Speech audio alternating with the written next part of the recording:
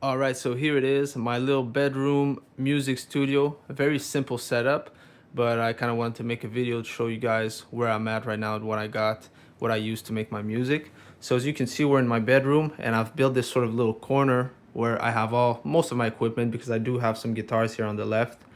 But this is where I spend most of my time, and I want to show you kind of what I got. And so let's get into it. First things first, we have the MPC Key 37. This is sort of where I make the beats, all the beats. I sort of got into beat making recently, and I think it's a perfect machine to start out if you want to make beats. And it's an all-in-one DAW. You know, you have everything. It comes with great sounds. You have 37 keys that come with it, which is kind of the reason why I went for this one, is because I love playing the piano. I've been playing the piano for years. I'm kind of new to the whole music production thing and beat making, but I have been playing the keys. I do play the guitar also. So it made sense for me to go with an MPC as opposed to like a traditional DAW, because this feels more like an instrument to me than let's say Logic or FL. Even though obviously you could get a MIDI keyboard with drum pads and sort of replicate this thing, but I don't know. There's something about it. There's also the fact that all the my favorite music producers, they kind of use the MPC. You know, guys like Scott Storch, Zaytoven, Kanye West. Obviously, guys like these guys, they all use or have used the MPC in the past. So this is kind of the reason why I went for it. And so far, I'm very satisfied with it. I love the thing. Um, Even the stock they sound really good. So moving on, we got the studio monitors. I went with the KRK Rokit Go Aux 4-inch portable monitors. They're great. They sounded absolutely amazing for the price and for the size. I do wish that they were a tiny bit louder than they are, but with 4-inch monitors, I mean, you can't really ask for more, and they fit perfectly into my table. Like if I had bigger monitors, it would probably be too much. And also, I don't have a particularly big bedroom, so for now it's perfect. When I do get a bigger table or I change room or produce in a bigger room, I will probably upgrade to some bigger ones, but I will still keep them because I absolutely love them. Now to the right, we have an old MacBook. It's a 2016 or 2015 MacBook, I believe. And I use this mainly for like YouTube videos and tutorials and the Logic Pro that I have on it.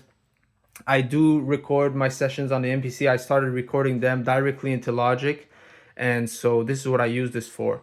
And to record those sessions into Logic, I use this audio interface, which is a PreSonus Studio 24C. I also have a Volt 176, which is a really good interface. The only problem is that I only had one input on this one, so I can't record my session into Logic with only one input, I believe. So this, my dad gave it to me, so shout out to my dad. And then, so yeah, this is what I got for audio interfaces.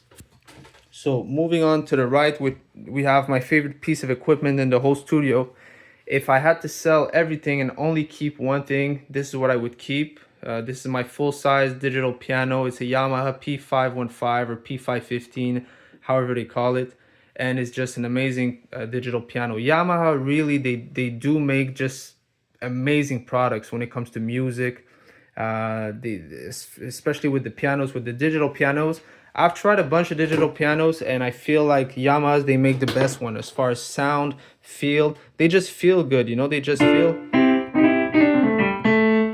sound right. I don't know. There's something about it, and so I really love having like a full size digital piano because even though I can play the keys on the MPC, there's something to be said about having like a real full piano sound and 88 keys, because you can really build full chord progressions, and the weighted keys too. There's something about the dynamics that you can get with the weighted keys with the piano action, where I just get more inspiration playing on this than, let's say, a regular, you know, just the synthesizer keys, which are great too. You know, some people, they play amazing on these keys too, but for inspiration, for the kind of music that I like, it's just nice to have a full size piano.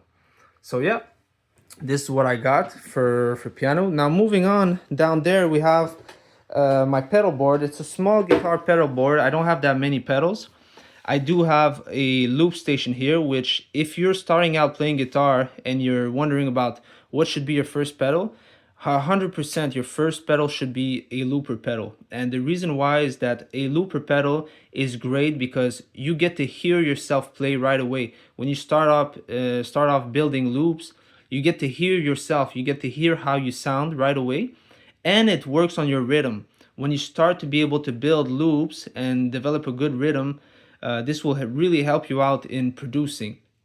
And it will sort of expose when you first have it, when you first get it, it will expose how bad your rhythm is if your rhythm is bad, because you sort of learn right away that it's not as easy as it seems to make loops. You know, I used to watch YouTube videos of guys making guitar loops and soloing over them. I'm like, wow, cool, let me get a looper pedal. And then you realize that it's a lot harder than it looks. But if you keep practicing, you'll get it eventually. And it's just a great tool. Especially this one has a lot of nice drum sounds on that one. As a metronome built in, a bunch of cool features of the RC5. You can record your loops directly into the pedal, it'll save them. So I highly recommend get yourself a looper pedal if you're starting out playing guitar. We have a delay pedal, the DDA, digital delay. Great little delay pedal, good sounds on it, has some reverb too on there.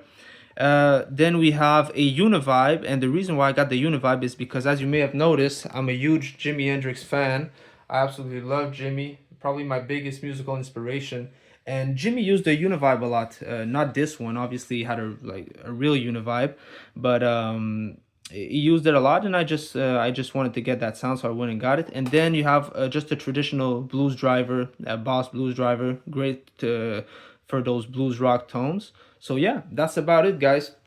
This is my setup right now. It's a very simple setup, nothing too crazy. Good equipment though. You know, I wouldn't say this is a cheap setup because the equipment costs a lot of money. You know, I wouldn't say this is a budget setup per se, but you know, we're not talking tens of thousands of dollars here, you know.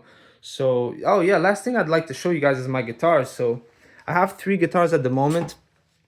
I have a Les Paul, Epiphone Les Paul Custom 2010 that I bought used. I have probably my main one at the moment is my most recent one, my Epiphone SG. Again, SG Custom with the gold hardware. Great sounding guitar for the price. Paid under $1,000 for that. And I also have a classic Mexican Strat, white Stratocaster for those Stratocaster tones. So yeah, another great guitar there. So yeah, this is it, guys. This is what I have right now. And so feel free to comment below if you see any improvements that could be made, or if you have any recommendations for equipment. So yeah, thank you for watching, and until next time.